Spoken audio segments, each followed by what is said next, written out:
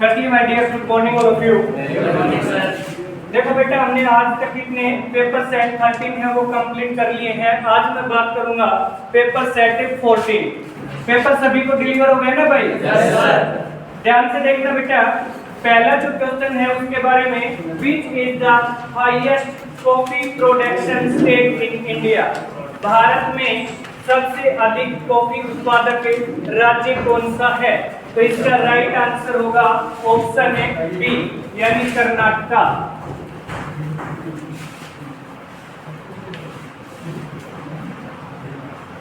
और कर्नाटक की यदि मैं कैपिटल की बात करूं तो बेटा आपको पढ़ा रखी कैपिटल क्या होगी? बेंगलोर या बेंगलुरु। इसे बेटा किस नाम से जाना जाता है? सिलिकॉन वैली के नाम से भी जाना जाता है, सिलिकॉन वैली। और दूसरा, इसमें आपसे कोई पूछे कि इसरो मींस क्या है? Indian Space Research Organisation. इसका हेडक्वार्टर है बेटा, वो भी कहां पर है? बेंगलोर में। Question number second, what is the language of Kerala? Kerala की भाषा क्या है? तो ऑप्शन डी इसका क्या हो जाएगा भाई? राइट आंसर ये है मलयालम। मलयालम। इसी में बेटा बाकी भी हम कवर करेंगे। इसमें देखो दे रखा है कन्नड़, तो कन्नड़ कहाँ की भाषा है भाई? ये भी कर्नाटक की भाषा, ये केरल की थी कर्नाटका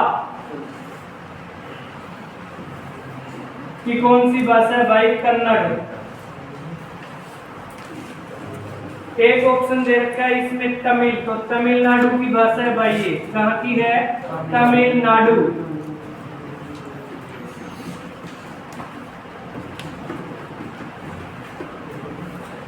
क्वेश्चन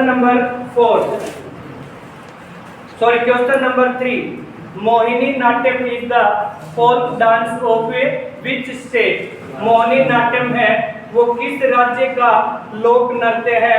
तो बेटा ये है केरल का। कहाँ का है? केरल का। ठीक है, केरला। इसके साथ साथ बता देता हूँ बेटा, जब भी बात डांस की हो तो डांस दो प्रकार के होते हैं। कौन कौन से? क्लासिकल डांस, क्लासिकल डांस जिसे हम हिंदी में बोलते हैं शास्त्रीय नृत्य, और एक होता है बेटा आपका फोल्क डांस। फोल्क डांस को हिंदी में बोला जाता है लोक नृत्य। क्या बोला जाता है भाई? लोक नृत्य। क्लासिकल डांस है उनका वर्णन बेटा हमें शास्त्रों से मिलता है। और क्लासिकल डांस की बात करोगे तो टोटल संख्या में कितने हैं? 11। और फोल्क डांस होते हैं बेटा किसी विशेष क्षेत्र में विशेष प्रजाति या लोगों के द्वारा किया जाने वाला डांस कहलाता है आपका फोल्क डांस। क्या कहलाता है भाई? Folk dance. उसके बाद है Mahabodhi temple is located in. Mahabodhi मंदिर है वो कहां पर स्थित है? तो इसका राइट आंसर होगा बोध गया।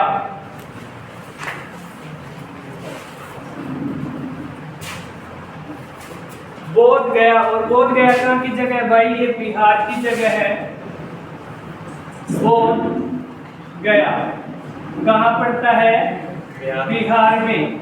और ये बेटा वो जगह है जहां गौतम बुद्ध या महात्मा बुद्ध को क्या हुआ था भाई? ज्ञान की प्राप्ति हुई थी, इनलाइटमेंट। ठीक है, तो ज्ञान की प्राप्ति हुई थी वो जगह है, और ये है भाई बोध गया यानी बिहार में। उसके बाद है इन विच यूटी इज द हजरत बाल सराइन लोकेटेड? हजरत बाल दरगाह किस केंद्र शासित प्रदेश में है? तो बेटा ये कहां पर है? J&K यानी जम्मू और कश्मीर में। तो आपकी यूटी की तो मैं बात करूं तो J&K हो गया, लेकिन विशेष लोकेशन की बात करूं तो बेटा ये पड़ती है आपकी कश्मीर में। कहां पड़ती है? कश्मीर में। ठीक है, और J&K की यदि मैं कैपिटल की बात करूं तो J&K की कैपिटल क्या है भाई? दो है, जम्मू और श्रीनगर। ये बेटा किस हिसाब से हैं? ये सर्दकालीन और ग्रीष्मकालीन जब बेटा श्रीनगर साइड क्या होता है, बर्फ पड़ती है ना कश्मीर में, बर्फ पड़ती है उस दौरान तो कौन सी हो जाती है जम्मू, और जब बर्फ पिघल जाती है तो कौन सी हो जाएगी आपकी श्रीनगर। उसके बाद है what is the edible part of A turmeric.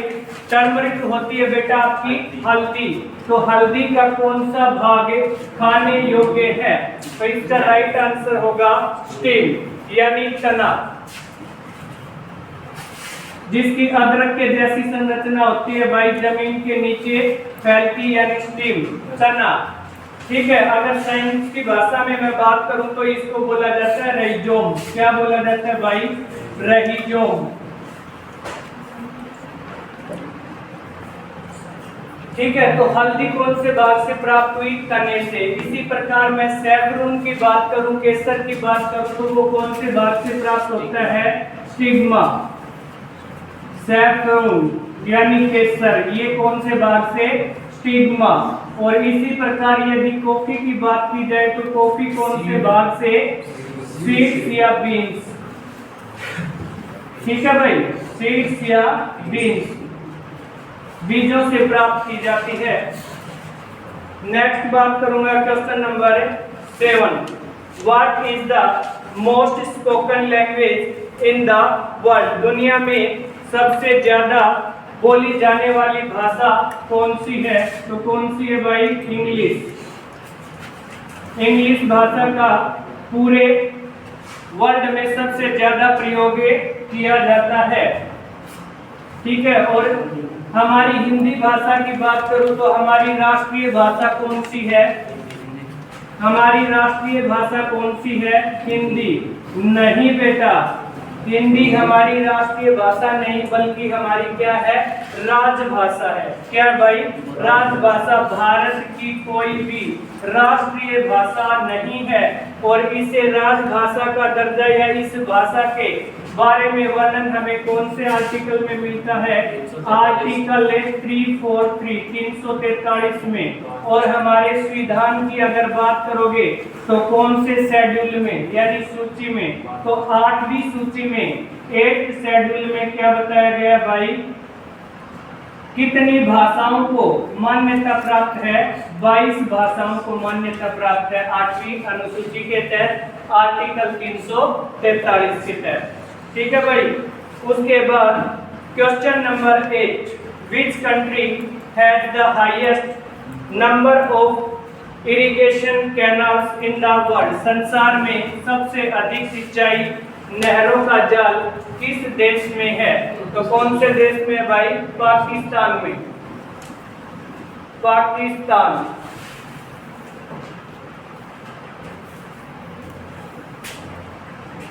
Bharat और पाकिस्तान के बीच कौन सी लाइन है, रेड क्लिफ लाइन, जो भारत और पाकिस्तान को कितने भागों में बांटती है भाई, 2 भागों में बांटती है, रेड क्लिफ लाइन। LOC है वो भी किसके बीच है भाई, LOC लाइन ऑफ कंट्रोल जी, और POK भारत और पाकिस्तान। POK की फुल फॉर्म पाक ऑक्यूपाइड कश्मीर यानी पाक अधिकृत कश्मीर।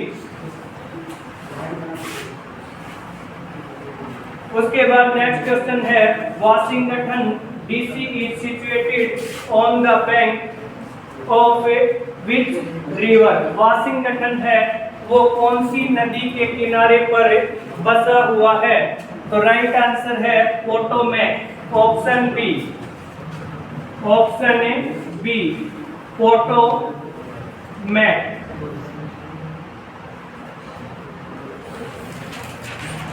और इंग्लैंड है वो कौन सी नदी के किनारे बसा हुआ भाई, थेम्स नदी के किनारे।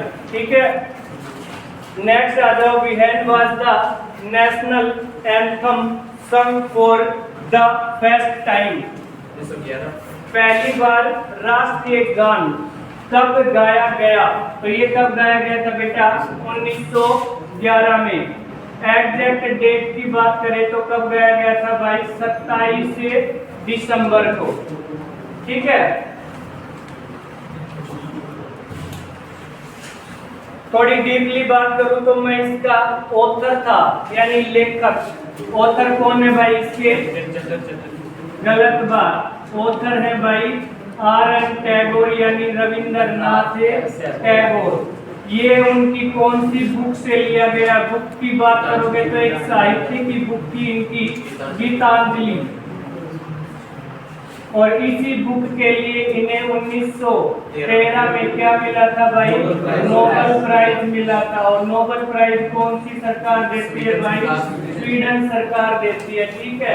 1911 में जॉर्ज पंचम भारत आया था, उसके स्वागत में इन्होंने ये गीत गाया था भाई।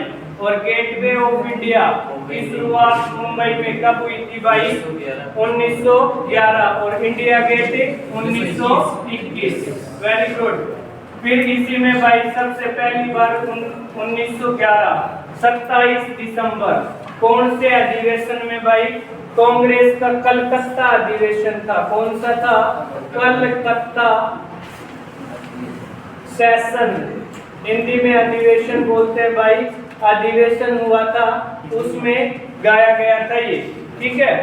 और इसको संविधान सभा के द्वारा अडॉप्ट कब किया गया था? तो लिखना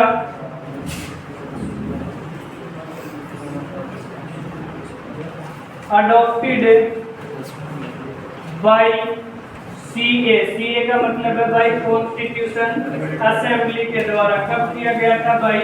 24 जनवरी 1950। 24 जनवरी 1950 को। ठीक है भाई।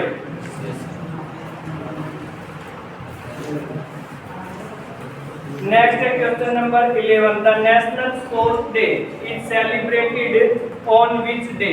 राष्ट्रीय खेल दिवस है, वो कब मनाया जाता है? तो वो कब मनाया जाता है बेटा? 29 अगस्त को। 29 अगस्त को ही क्यों मनाया जाता है? क्योंकि 29 अगस्त बर्थडे, जन्मदिन किसका है भाई? मेजर ध्यानचंद। मेजर ध्यानचंद। और उन्हीं की यादगार में खेल दिवस मनाया जाता है भाई। मेजर ध्यानचंद। ठीक है। कब? 29 अगस्त। इन्हीं से क्वेश्चन भाई और होता है भाई। हॉकी विजार्ड, कल के सेट में भी था ये। हॉकी विजार्ड या हॉकी का जादूगर के नाम से किसे जाना जाता है? तो मेजर ध्यानचंद। ठीक है भाई। इसी में बेटा एक ऑप्शन आपका 8 मार्च और लिखा हुआ है। तो 8 मार्च के दिन कौन सा मनाया जाता है? International Women's day.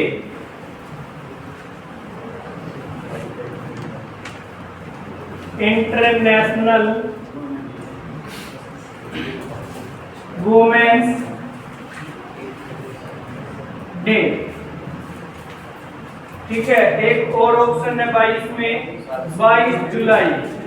इंपॉर्टेंट है भाई 22 जुलाई। तो 22 जुलाई के दिन कौन सा डे होता है? National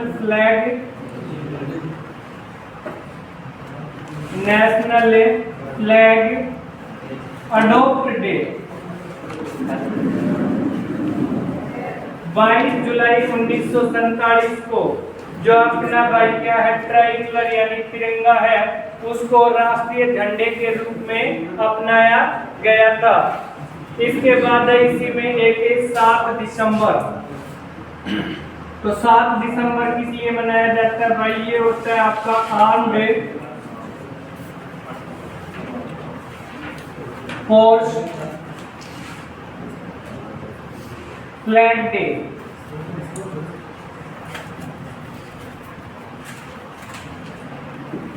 question number 12। When was Dronacharya award started? Dronacharya award कब शुरू किया गया था? तो द्रोणाचार्य अवार्ड था भाई ये 1985 में शुरू किया गया था। ठीक है। इसमें भाई नगद राशि, एक द्रोणाचार्य की ब्रॉन्ज स्टैचू यानी कांस्य मूर्ति और एक सर्टिफिकेट यानी प्रमाण पत्र इनाम स्वरूप दिया जाता है भाई। ये द्रोणाचार्य अवार्ड है बेटा, ये दिया किसको जाता है? ये दिया जाता है कोच को। कोच के लिए है द्रोणाचार्य अवार्ड, ठीक है ना। We had in the first battle of Panipat fort, बेटा बहुत बार बताया मैंने, तो कब लड़ी गई थी? 1526 में। First battle of Panipat 1526, second battle of Panipat 1556, third battle of Panipat 1761 में, 1761 में। इसमें एक और दे रखा है भाई 1498। तो इस दिन क्या हुआ था? 1498 के दिन, सॉरी सन में, एक पुर्तगाली थे, कौन? Vasco D gamma. वो क्या थे भाई? भारत आए थे, ठीक है। उसके बाद है where is the headquarter of UNO. तो बेटा यूएनओ क्या होता है? United Nation Organisation, full form of UNO, United nation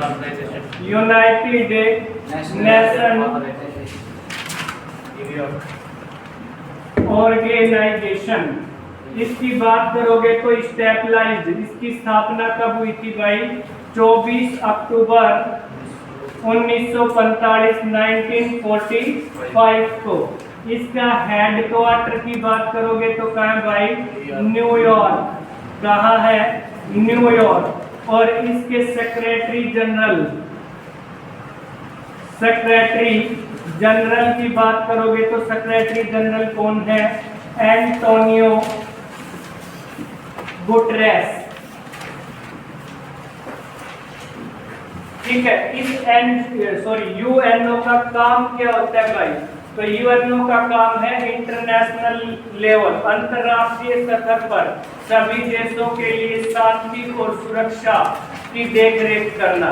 किसका काम है? यूएनओ का, ठीक है।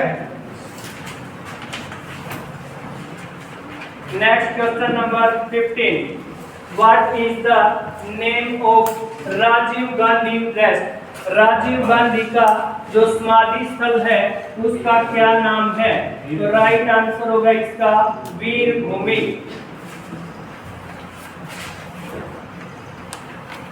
वीर भूमि किसका रेस्ट है भाई? Rest place Rajiv Gandhi. राजीव गांधी। इसी के बाकी और ऑप्शन है वो भी बता देता हूं भाई। इसमें लिखा है शक्ति स्थल।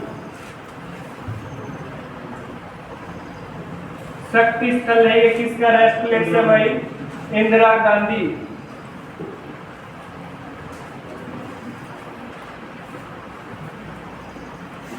इसी के अलावा एक और ऑप्शन है आपका राजघाट। तो राजघाट किसके लिए है भाई? महात्मा गांधी। और एक इसमें है अटल समाधि।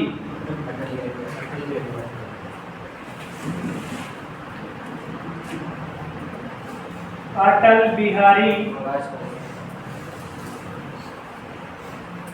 वाजपेयी, ठीक है भाई। शक्ति स्थल किसका है? इंदिरा गांधी। इंदिरा गांधी को एक और नाम से भी जाना जाता है भाई, किसके नाम से? आयरन लेडी के नाम से। ये भारत की पहली महिला प्रधानमंत्री थी। क्या थी भाई? पहली महिला प्रधानमंत्री। इनकी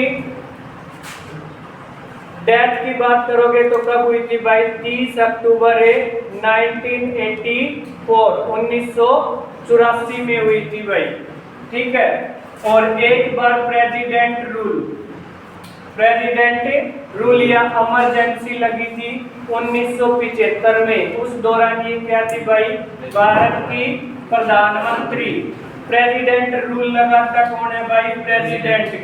किसकी सलाह पर? प्रधानमंत्री की सलाह पर, ठीक है। इसी के साथ भाई अटल समाधि स्थल है, इसके बारे में और बता देता हूँ एक बात। कई बार ऑप्शन में मिल जाता है सदैव अटल। सदैव अटल, यानी अटल समाधि ना देकर के सदैव अटल दे देता है तो भी वो किसका रेस्ट प्लेस है भाई? अटल बिहारी वाजपेयी का। उसके बाद है which vitamin is water soluble, कौन सा विटामिन जल में घुलनशील है? जल में घुलनशील, सोल्यूबल की बात कर रहा हूं भाई। इस ऑप्शन के अकॉर्डिंग बी, अदरवाइज एक और भी है भाई, सी। बी और सी दोनों क्या है भाई? सोल्यूबल है, बी एंड सी। इसके अलावा जो बच गए भाई वो जल में घुलनशील नहीं है। उसके बाद है where does digestion activity begin in human body, मानव शरीर में पाचन गतिविधि कहाँ से शुरू होती है? तो माउथ यानी मुंह से, ठीक है भाई। उसके बाद है from which plant is the medicine of A treatment of A malaria obtain, तो कौन सा है भाई? सिंकोना। कौन सा है? सिंकोना नामक वृक्ष है, उसकी छाल से बनाई जाती है भाई। Question number 19, what is the pacemaker related to, pacemaker है वो किससे संबंधित है? तो पेस मेकर किससे है भाई? हार्ट से। राइट आंसर क्या होगा? हार्ट। पेस मेकर के अलावा ईसीजी इलेक्ट्रोकार्डियोग्राफी है वो भी किस लिए यूज में होती है भाई? हार्ट के लिए। और कंफ्यूज नहीं होना बेटा, एक ईईजी भी होता है, इसकी फुल फॉर्म है इलेक्ट्रोकार्डियोग्राफी। और ईईजी की क्या है भाई? इलेक्ट्रोइंसेफलोग्राम। ये किसकी एक्टिविटी डिनोट करने के लिए किया जाता है भाई? ब्रेन की एक्टिविटी के लिए, ठीक है। इसमें एक लीवर भी दे रखा है भाई, तो लीवर के लिए क्या कौन सा टेस्ट होता है भाई? LFT, liver functional test. LFT, liver functional test. ये जो आपका ब्लड का सैंपल लिया जाता है ना भाई, उसी से चेक किया जाता है, ठीक है। उसके बाद है who was the inventor of dynamite, dynamite के आविष्कारक कौन थे? तो राइट आंसर होगा अल्फ्रेड नोबल। और ये अल्फ्रेड नोबल जो साइंटिस्ट थे, ठीक है, इनकी डेथ कब हुई थी भाई? 1896 में। इन्हीं के नाम से किसकी नोबल फाउंडेशन की शुरुआत की गई थी? कब? 1900 में। और इन्हीं के नाम पे नोबल प्राइज दिया जाता है। कब शुरू किया गया? 1901 में। विटामिन की खोज कब शुरू हुई? 1901 में, ठीक है भाई। ये अल्फ्रेड नोबल के से रिलेटेड है भाई, ठीक है। अल्फ्रेड नोबल का एक निक नाम भी और मिला हुआ था भाई, मर्चेंट ऑफ डेथ के नाम से किसे जाना जाता है? अल्फ्रेड नोबल को, मर्चेंट ऑफ डेथ। इसका मतलब क्या होता है भाई? मर्चेंट ऑफ डेथ, मौत का सौदागर। क्या नाम होता है? मौत का सौदागर। क्योंकि ये जो डायनामाइट था ये एक विस्फोटक है भाई, व्यापारिक पर्पज से चालू किया जाता है ये विस्फोटक है। तो इससे क्या होता है भाई? इसका विस्फोट करने से लोगों के स्वास्थ्य पर बहुत बुरा असर पड़ता है और धीरे धीरे उनकी डेथ भी हो जाती है।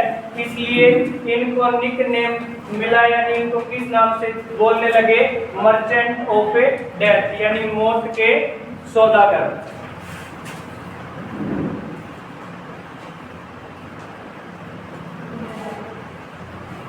उसके बाद है which inert gas is not found in atmosphere. तो भाई ये रेडॉन नहीं पाई जाती, बाकी पाई जाती हैं। Radon. How many times does an adult breathe in a minute? एक वयस्क मनुष्य 1 मिनट में कितनी बार सांस लेता है? तो बेटा ये जो ऑप्शन दे रखे हैं ना, ये तुकबंदी वाले हैं भाई। एग्जैक्ट बात करोगे तो साइंस में, बायो में आपको पढ़ाया भी है, कितना होता है भाई? 12 से 20 के बीच। मिनिमम 12 बार और मैक्सिमम 20 बार। एक बार सांस अंदर लिया और एक बार छोड़ा, इसको कितनी एक प्रोसेस में काउंट करेंगे? तो मैक्सिमम 20 और मिनिमम 12। ये क्या है भाई? नॉर्मल कंडीशन में, जिस दौरान आप रनिंग इत्यादि करते हो या किसी चीज से अचानक डर की अनुभूति होती है तो आपको पसीना आता है, सांसों की रफ्तार तेज हो जाती है, तो वो अलग केस में। लेकिन नॉर्मली बात करोगे तो 12 से 20। ठीक है। What is the chemical symbol of silver? तो क्या होगा भाई सिल्वर के लिए? Ag।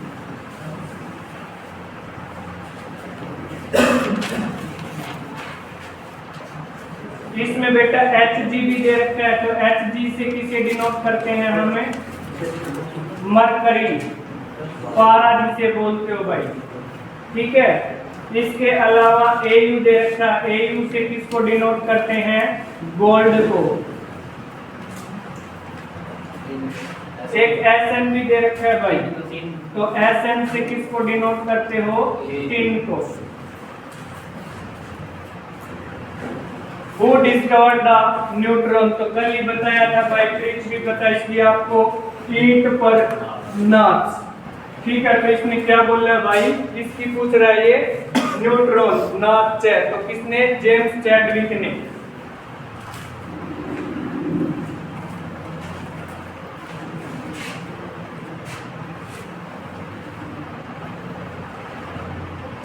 Which is the heaviest metal? तो हेवीएस्ट मेटल आपकी कौन सी है भाई? ओस्मियम।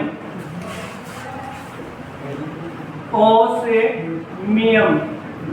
और लाइटेस्ट मेटल की बात करें तो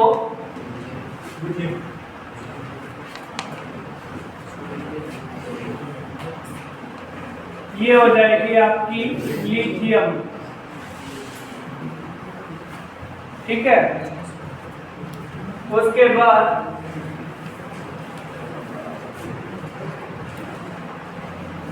Which acid is found in orange? संतरे में कौन सा अम्ल पाया जाता है या कौन सा एसिड? तो साइट्रिक। सिट्रस फ्रूट जितने भी हैं भाई उनमें कौन सा पाया जाता है? साइट्रिक। ठीक है। जिनमें खट्टापन होता है। और ये विटामिन सी के लिए भी संबंधित है भाई। विटामिन सी का नाम क्या है? Ascorbic acid. इसके अलावा इसमें देखो मैलिक भी आया भाई वर्ड। मैलिक एसिड है वो किसमें पाया जाता है? मैलिक एसिड पाया जाता है भाई खास करके मुख्य रूप यानी मेनली एप्पल में, सेब में पाया जाता है भाई। इसके अलावा एक और दे रखा है फॉर्मिक एसिड। तो ये फॉर्मिक एसिड है भाई, वैसे तो कुछ सब्जियों और फलों में भी पाया जाता है, लेकिन सबसे ज्यादा की बात करोगे तो इंसेक्ट, कीड़े मकोड़े जो है ना भाई, वो जो डंक मारते हैं उस डंक के अंदर पाया जाता है। वो कौन सा एसिड होता है? Formic acid. जैसे बिच्छू, ठीक है, बिच्छू ने डंक मारा तो तुम्हें क्या होगा? जहां से भी बिच्छू ने काटा भयंकर जलन महसूस होती है। इट मीन्स उसने क्या, वो जो डंक मारा उसके अंदर क्या था? फॉर्मिक एसिड, और उसी के कारण जलन महसूस होती है। और जैसे आप मधुमक्खी बी, वो भी क्या करती है? डंक मारती है, तो उसमें भी क्या पाया जाता है? Formic acid. जो भी जानवर आपको डंक मारे और आपको जलन महसूस हो, इट मीन्स क्या है? Formic acid. Which disease is caused by Plasmodium parasite? Plasmodium परजीवी से कौन सा रोग होता है? तो बेटा ये होता है आपका मलेरिया रोग। मलेरिया, मादा एनाफ्लिस मच्छर यानी मॉस्किटो के काटने से फैलता है भाई ये रोग। उसके बाद है Who was the inventor of oxygen? Oxygen के आविष्कारक कौन थे? तो राइट आंसर होगा जोसेफ प्रिस्टले। कौन थे भाई? Joseph Presley. और ईयर की बात करें तो 1774 1774 में इन्होंने क्या की थी भाई, इसकी खोज की थी। ठीक है, उसके बाद है what is chemical symbol of heavy water, तो कौन सा था भाई, बार बार बताया है, D2O, D2O हैवी वाटर।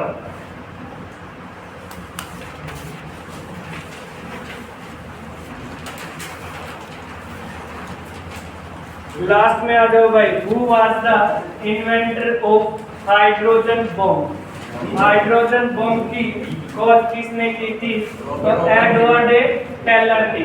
किसने की थी भाई, एडवर्ड टेलर ने।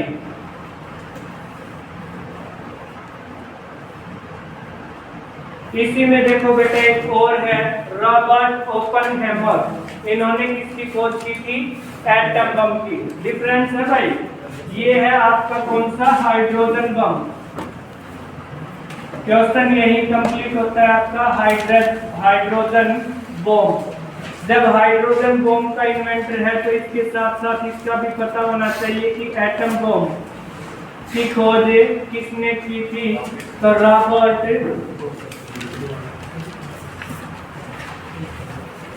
ओपनहेमर।